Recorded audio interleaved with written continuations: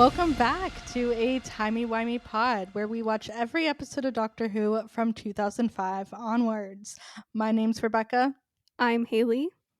Today we are discussing Series 1, Episode 11, Boomtown. Yeah, which I cannot believe we are already recording I know. the 11th episode. Well, technically it's our 10th episode, but the 11th episode Well, of Series 1. technically, I think it's our Oh, 8th wait. episode Yeah, you are correct. You're or correct. ninth. This is an episode I didn't always love, to be honest, but now I really do love it. Interesting, because I know recently you always say that you love this episode. I do, but I feel if I now that I'm thinking about it, when I first watched it, I don't know if I really liked it as much. Just cuz I don't know. Yeah, for some reason, Boomtown, I meshed it with Aliens in London and World War III in my mind. So Mm. I remember one of my, I think this was last year's rewatch. I was watching the show. I don't know why I'm laughing. Sorry, guys. I'm a little giggly tonight. But I remember finishing World War III, which is the second part. And I'm like, but, but they haven't, where's Jack and where's them all splitting up and being a team? And then I was like, oh my gosh, that's a separate episode later in the season. Way later in the season. Why did I mix that up when I remember every other episode so well? That's so funny. Are you ready for some fantastic facts? Oh, definitely. Russell T Davies wrote this episode to bring back Annetta Badland because he thought she was so good as Margaret in Aliens of London. And she didn't have a whole lot to do in those episodes. She only had a few lines. So he wanted to bring her back. And I'm glad he did because I think her performance is just so iconic in this episode. Her performance is very iconic. Also, having this episode in Doctor Who makes it really interesting when you're watching other shows because even though I didn't end up really getting into Ted Lasso, sorry fans, I'm so sorry. It just didn't click for me. I think I watched all of the first season, but in one of the episodes, Yes, the I actress is forget. in, She's the is in it. bartender.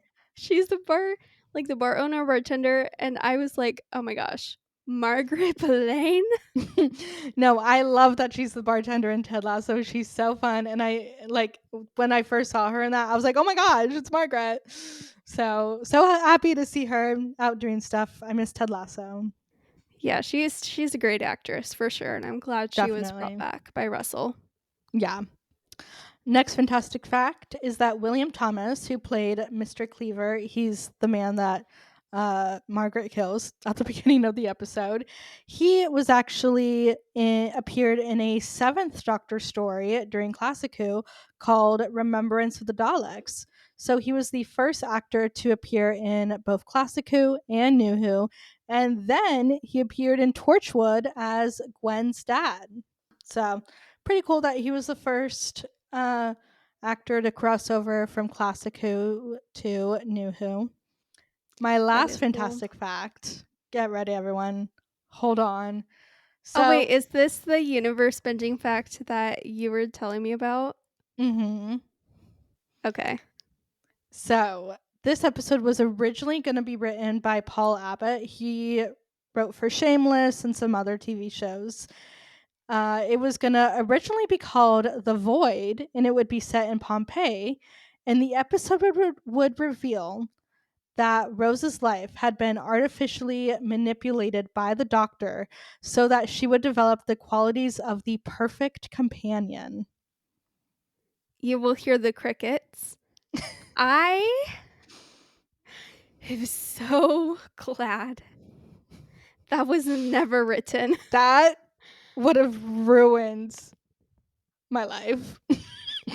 I would have probably stopped watching the show at that point. I would have been okay, maybe not stop watching the show, but I would I get a probably. really big hate bone for it because oh my gosh, I would be so pissed to go Me through all too. of this loving Rose.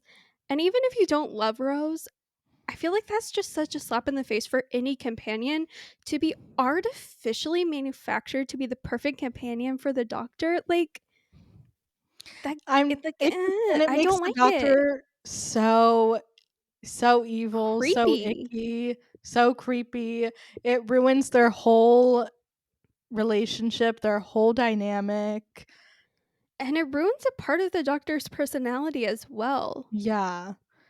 It's like I just I would die to read this script. I wanna read it so badly if it exists. If anyone has ever written any fan fictions about this, please send them our way. I will read them. And I'll read them too because I'll be toxic and remind myself it is not canon. But oh my gosh, I would have hated that. Did Paul, I can't remember his last name, end up writing any Doctor Who episodes? Not that I'm aware of. That's so random though. Like I feel like he's a random writer, but that's so interesting. I think he worked with Russell on some other projects in the Oh, past okay. before Doctor Who. Oh, okay, that Um, makes more sense. yeah, I'm just so fascinated by this idea. I'm so glad they didn't do it. But it's very fascinating. Yeah. Oh my gosh, I'm so glad they didn't do that.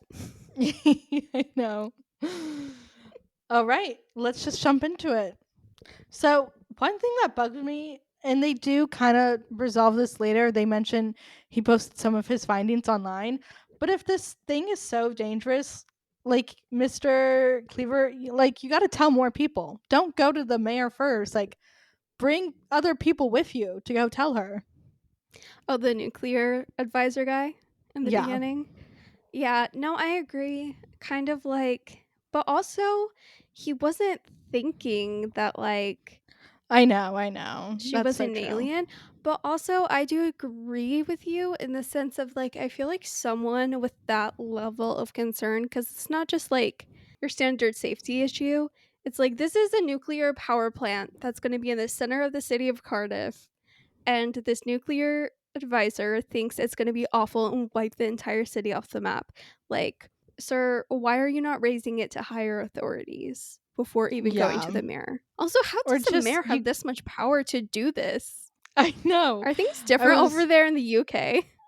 I was also wondering that, like, how does this work? But maybe they just wrote it this way to keep things simple. I don't know. It totally could be. Also, we've mentioned this in previous episodes, but we are obviously Americans. So there is definitely a we don't understand the political system over in England. So like for example, us in America, like our mayors, it's not that they don't do anything because they do have some power, but it's more of a title than anything. They would not be Yeah. able to like make a nuclear plant happen in the center Mhm. of any city. Not on their own, definitely not. No. No. It No. would have to be like the governor, but I don't know. Yeah. So and then we get to see Mickey and Jack meet for the first time. One of the only times on the show. And this duo, hilarious.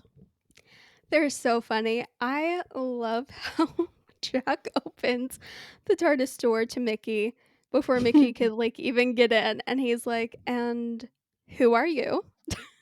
Yeah. And then And Mickey then he just just brushes past him and is like, "Get out of my way."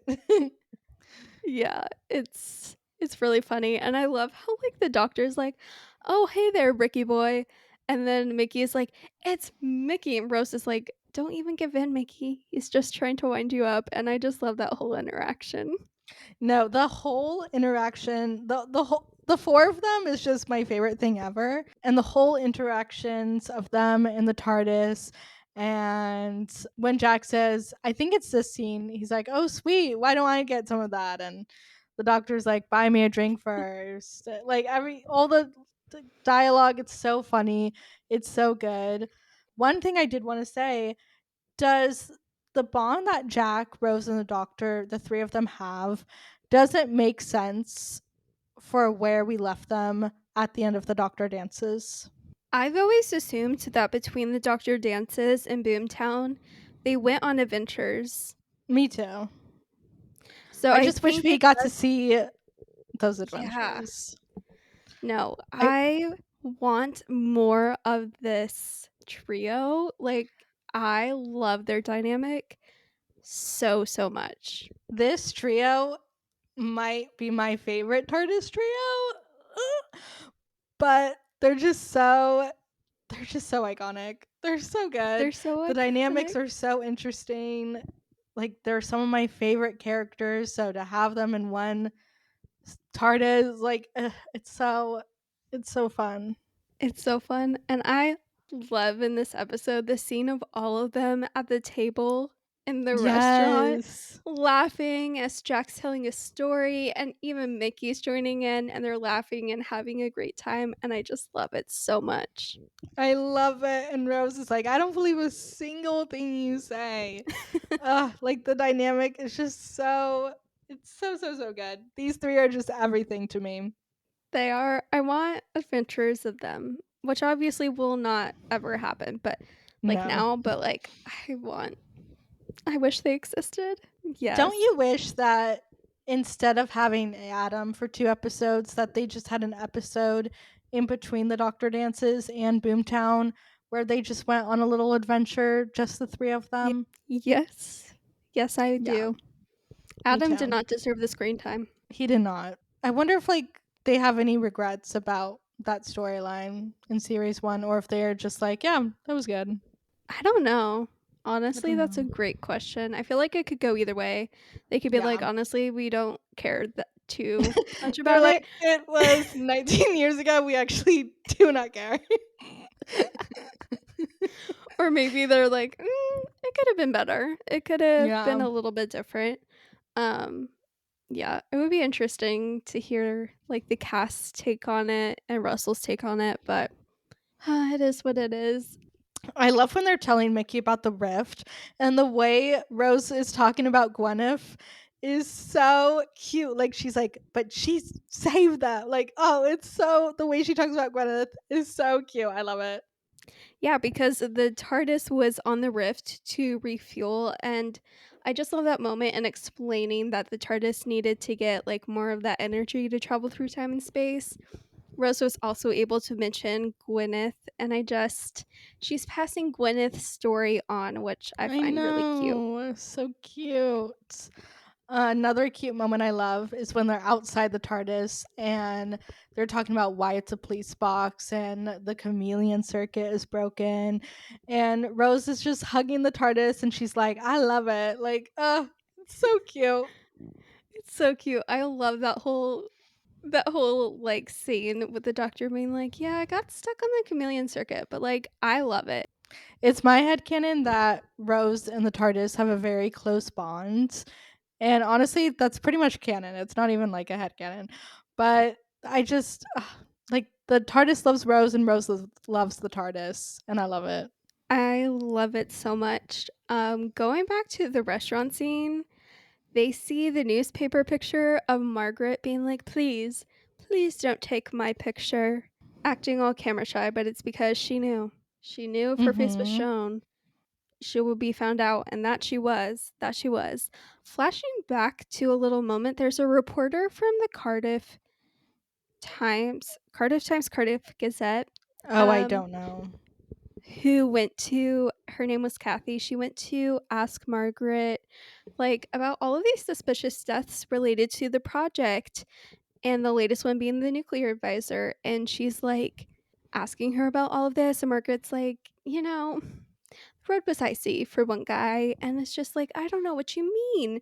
And then Margaret's like, can I see you in private and have a word? Which, Rebecca, you're a journalist. Yes.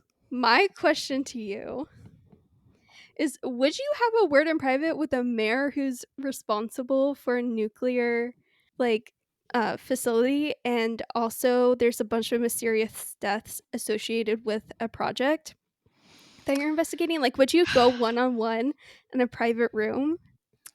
You shouldn't. It's unsafe. But I would, because Rebecca. I would want to know, like, oh, what are they going to say? But I would also not follow them to the bathroom. That's weird. And I would make sure the room I couldn't I would know my exits and where I could go, you know? But knowing me, I would want to be like, "Oh, what are they going to tell me? What are they going to say?" Rebecca, this is how journalists get murdered. I know. I can hear one of my professors yelling at me right now as I say this. Okay, at least if you're in that situation, at least text someone and, like, have a Yeah, GPS tracker or something. very true. Thankfully, I feel like multiple people have my location at all times, so it's okay. That is true. What? But I I'm have giving to. I Rebecca the gotta stink find eye. out. What is she gonna say?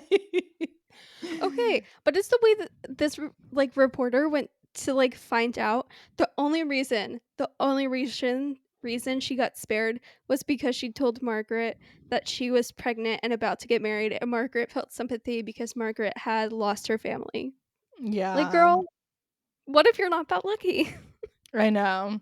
I guess and you always get tell threatened people and you're killed by pregnant. Slitheen? Ugh, yeah. Well, just like Kathy, I will survive. Um, Before we move away from the restaurant scene, the when Nine says, "And I was having such a nice day," like that line is so iconic. It's such a meme. I love it. I love it so much. I think of that line often.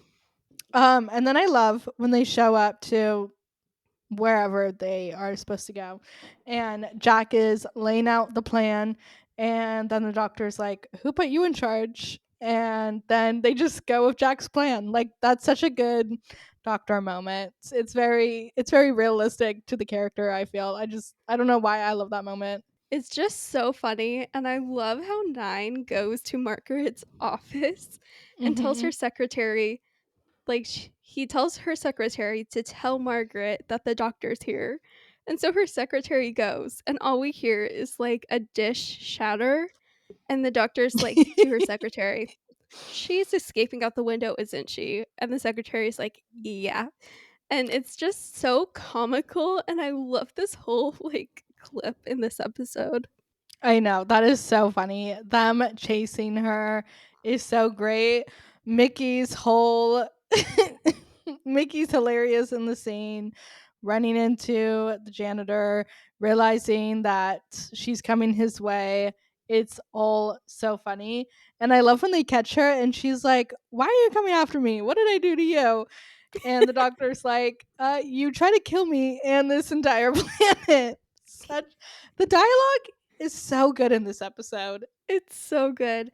And it's so funny how she has like her little teleport and she keeps thinking she's getting away and she like runs a little bit and disappears, but then comes back because Yeah. Rose is like, the doctor's good at teleports. He's good at like reversing teleports. Yeah. And I love that scene. I also going back to Mickey tripping over the janitor cart.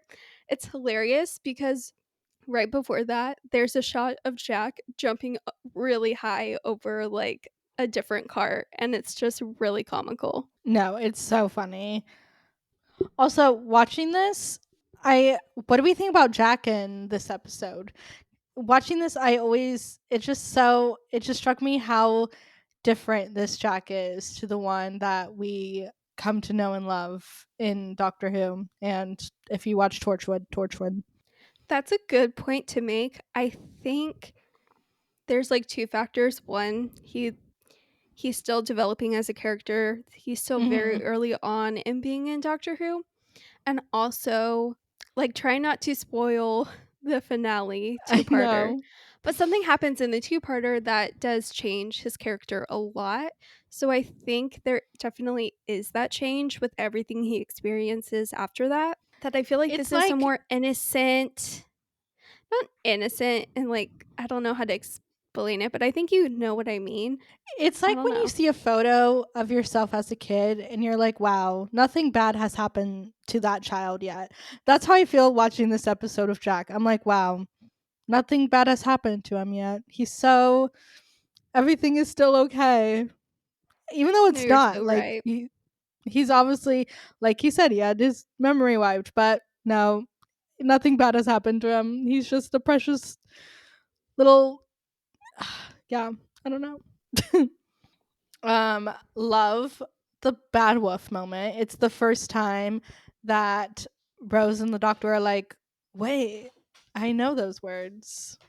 Yeah, because the project is called the Blade Droog Project, which is Welsh, and like Rebecca said, it's revealed to be Bad Wolf. Can I just say this is one of my favorite Bad Wolf reveals? Like top 3 for sure in series 1. I love this scene so much and how it just like the doctor's like, "Oh my gosh, 2 words following us all in space and time." And it's like so ominous with the music and like the doctor's like freaking out a little mentally and Rose is like, "Oh, what does this even mean, guys? Like what's happening?" And then the doctor's like, "Nah, it's just a coincidence." Like hearing something on the radio and not being able to get it out of your head, which like deflecting much? 9. I Deflecting much know. because he knew something was up with those words by Mhm. this point. I love how Billy plays that moment. She really makes it real. Like there I'm I'm having trouble wording this, but there's a way that performance doesn't work and Billy makes that work. Like the way she plays it is just so well. Like you feel like creepy and haunted by it. And it's such a good moment and it's like, "Oh, what is the bad wolf? Like what's happening?" Yeah, and we'll rank it in our bonus episode. We'll rank our, like, top bad wolf reveals, which we're really excited or at least I'm really excited for the I'm bonus excited. episode that we keep teasing. But yeah, shortly after this moment is when Jack and the doctor kind of realize that, oh, they need to, like, flip over this, like, model of the nuclear power station, and then they find this essentially a surfboard that Margaret was going to ride once the nuclear meltdown occurred and wiped out the planet. She was just going to be like, "Peace out, guys. Peace out. I'm running on my surfboard in space," which is I such a know. funny idea. It really is. Serves yeah, and then they go then they talk about going to Raxacolicofallapatorius, and Rose is so proud when she says the name correctly, and she and Nine have the cutest little hug, and it Oh, is it's so everything cute. to me. Also, So her cute. another iconic Rose outfit in this episode. Love her little scarf, love her Oh little my gosh, jacket. yes. Okay, her whole look, her hair, her outfit, her shoes, I love it all, and I just love her saying Raxacoricofallapatorius. I was feeling a little jealous and wanted to say it too. But yeah. No, it's so cute. And then right after that, Margaret says they have the death penalty. And it's like Yeah. everything changes. The mood completely shifts. Yeah, I find it so interesting that then for the rest of the episode, it's really like this moral thing the doctor is grappling with Mm. is he gonna take her there to fulfill the death penalty? And his stance is like, yes, because it's not his fault or his choice that Amrexicorco Fallopatorius, there's the death penalty. And yeah, there's just like this whole kind of thing that Rose is kind of going through, and Mickey is, and Jack is, and even the doctor, even though the doctor is pretty firm on his stance, they're still all like, they can't really look her in the eye, and they're very much like, is this the right choice? I mean, they don't outright say it, but you can tell that's what they're thinking based on their expressions. I love the scene of them in the TARDIS, and she's like, "Which one of you can look me in the eye?" And none of them can do it, even the doctor. And Mickey tries, and yeah, it's just the moral quandary that these characters have in this episode is really interesting to watch. It's a really interesting dynamic. I want to talk Yeah. about Rose and Mickey in this episode. So after this, Rose and Mickey they step out of the TARDIS and they have a conversation and they basically decide to go get some dinner, maybe go get a hotel. My question to you is why are these two still together? Why has Rose not broken up with Mickey at this point? Yeah, because I honestly thought they both were like they kind of just, like, accepted what it was, and they knew that, like, Mhm. they would always obviously, they didn't have, like, a breakup scene in Yeah. Aliens in London and World War III, but I feel like Mickey accepted that Rose was traveling with the doctor, and Rose accepted that Mickey wasn't coming with them, and so I just feel like there was just, like, an unspoken thing where, like, yeah, it's a little up in the air, but they kind of realized that for the most part, it's over. Like, they're not gonna have that relationship they once had, and, like, that's okay. Like, it's not the end of the world. Like, they still very much care about each other. Um, but in this But I episode in don't know if Boomtown, they do it's have so that. weird.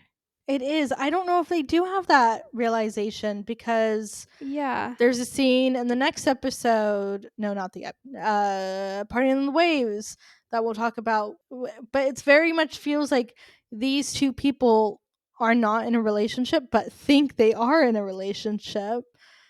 And like the way Rose gets so upset that Mickey's dating Trisha Delaney, it's so crazy. Like, girl, you are fully traveling the universe with a whole nother man, two other men. It just their relationship is so complicated, and I don't think they ever have a conversation or moments where it's like, yeah, like it is what it is. We see each other when we see each other, but this isn't like anything. It's very odd.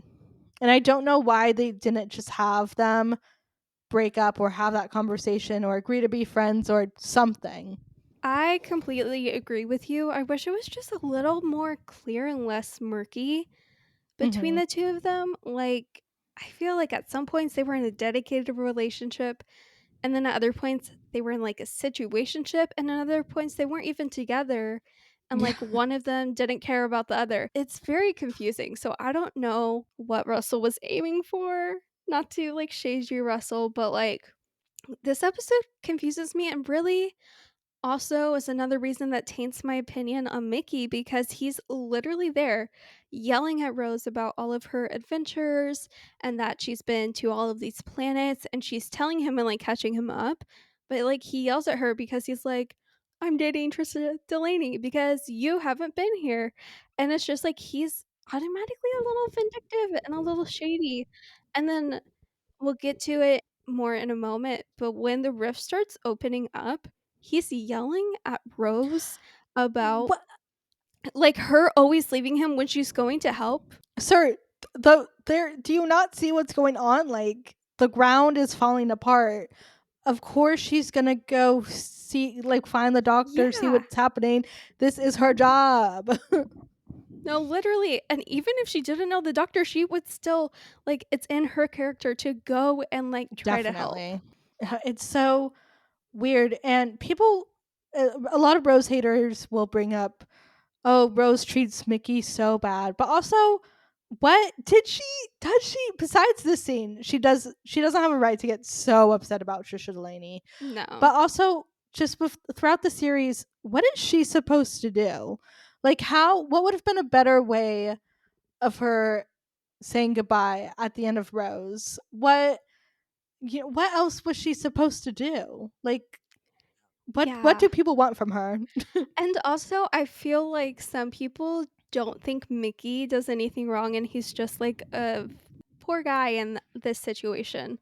Um, does he have his moments where I have sympathy for him? Absolutely, especially when he's Yeah. suspected for being involved in the disappearance of Yeah. Rose. Like, without a shadow of a doubt, there's for sure moments where I'm just like, I feel very sympathetic for him and feel like it isn't fair to him.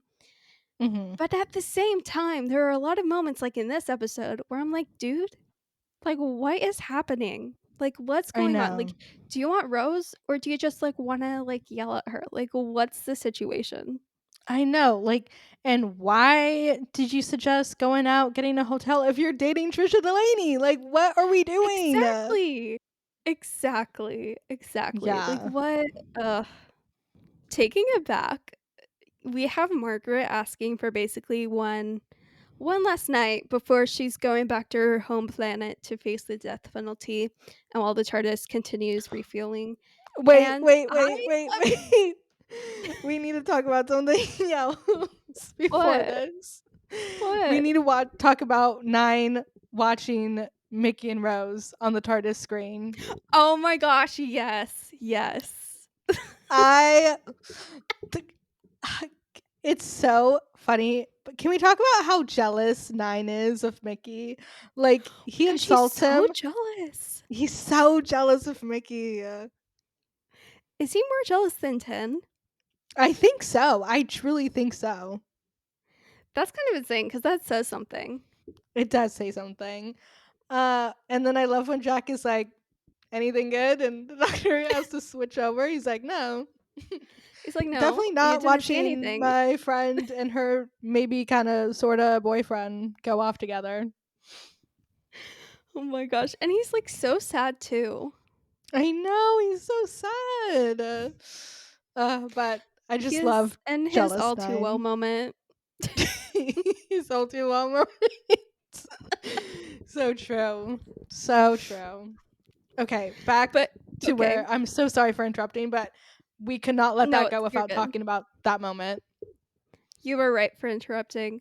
Okay, so we have Margaret asking for one last night, and the ninth Doctor takes her to, like, a restaurant and to dinner, and he has, like, these special handcuffs on her so that if she goes, like, a certain distance, it will zap her.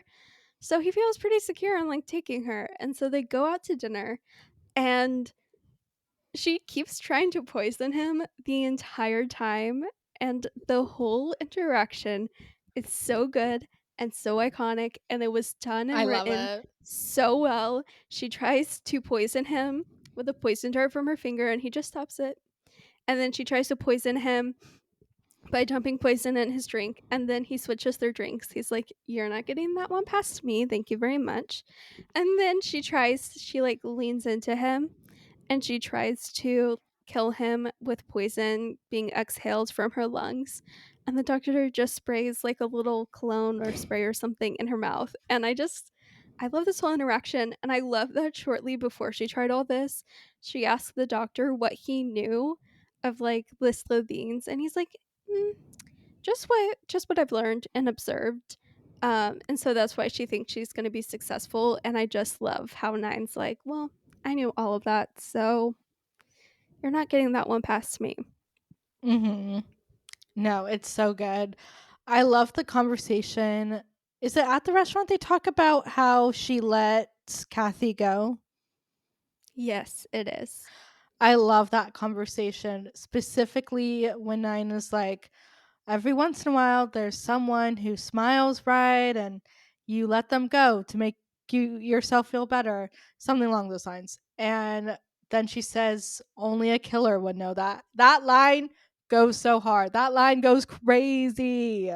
It is chilling. It is insane. And the doctor is Mhm. like, he doesn't say anything to that, but you just see No. his eyes and he's like, And you yeah. know she's right. Yeah. Yeah, she's right. And Russell really knew what he was doing with that entire line. And we have Margaret just like essentially pleading her case and asking for mercy. And Mhm. the doctor's like, he says he's still taking her, but you kind of almost, at least I interpreted it as he was at least like mulling it over in his brain if he was really going to go through with it.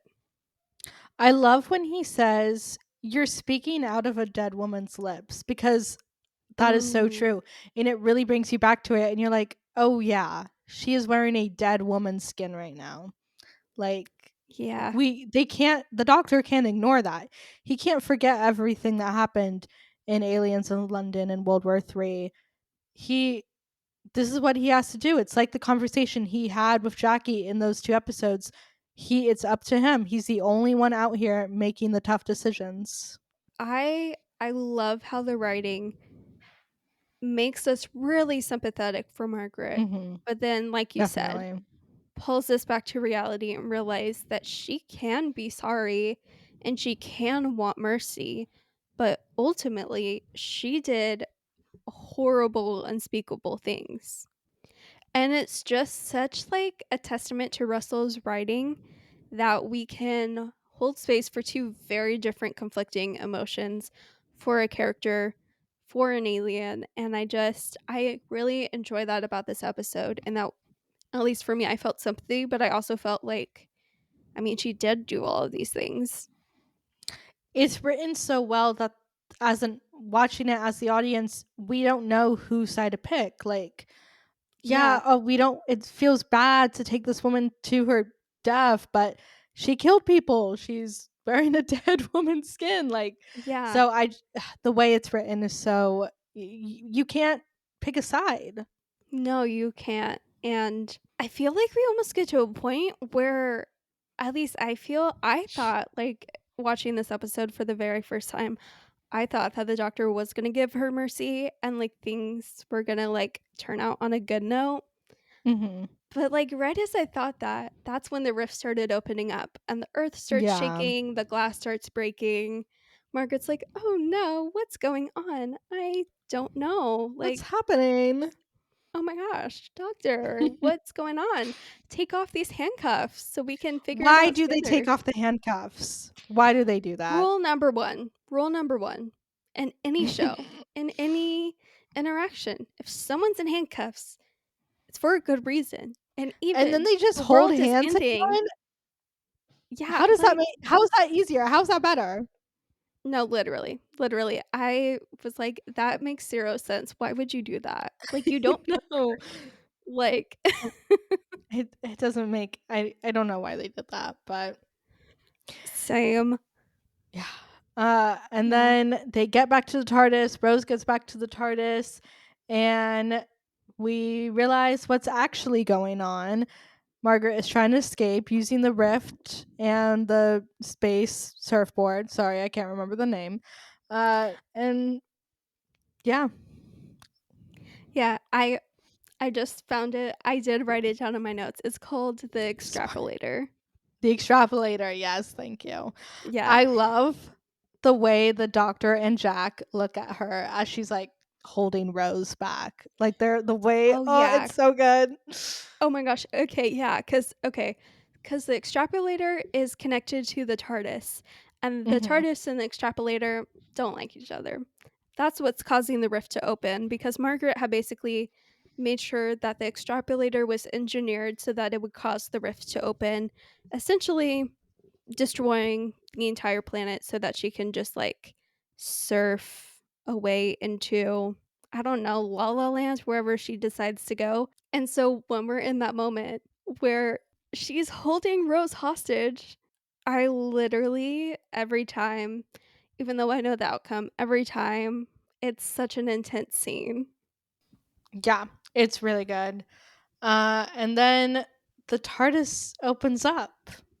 Yeah, because Margaret to Jack is like, "Put the surfboard at my feet," and the doctor's like, "Yes, please. I love Rose. Don't let anything happen to her." And so he does that, and then the TARDIS is like, "Hey guys, you're in a crisis. I'm on my I'm way." on my way. Which that quote is from Super Nanny, and we're sorry if that's really obscure, but the TARDIS is like, "Girlies, I'm gonna help you out today." Hmm. Anything for my girl Rose, the TARDIS said. And yeah, it's so, and I love seeing the TARDIS open up, and It's so pretty. it's so pretty. And I love Margaret just staring into it. And then she says, "Thank you." And she, like, you really see, like, oh, she's at peace. Like, it's very sweet. And then she becomes an egg.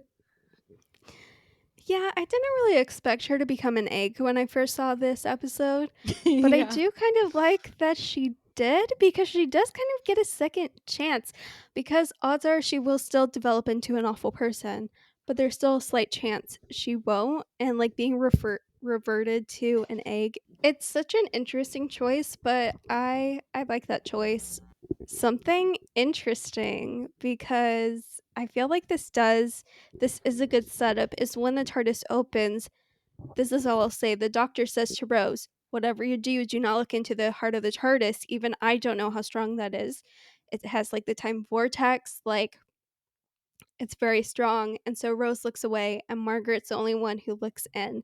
And so that's what I'll say with that. I do like that we get that moment because, like I said, it's a good setup. But yeah, this whole scene is wonderfully done, wonderfully executed by all the actors, and I really, really enjoy it.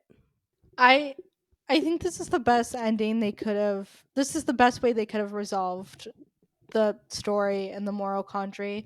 Is now she's an Yeah. egg, and now she gets a second chance.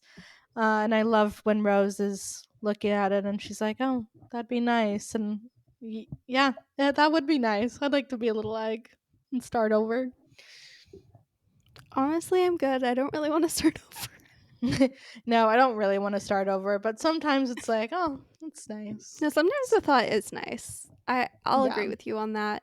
And it's shortly after this that Rose goes to like find Mickey because remember, he abandoned her after she ran away to help, which like get a grip, dude. There's a time and a Ugh, and place then for he's being so mad at emotional. her. I know. Yeah.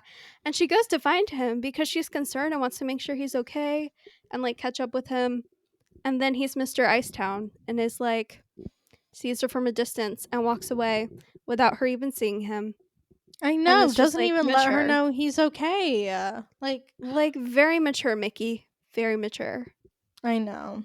Yeah, it's crazy.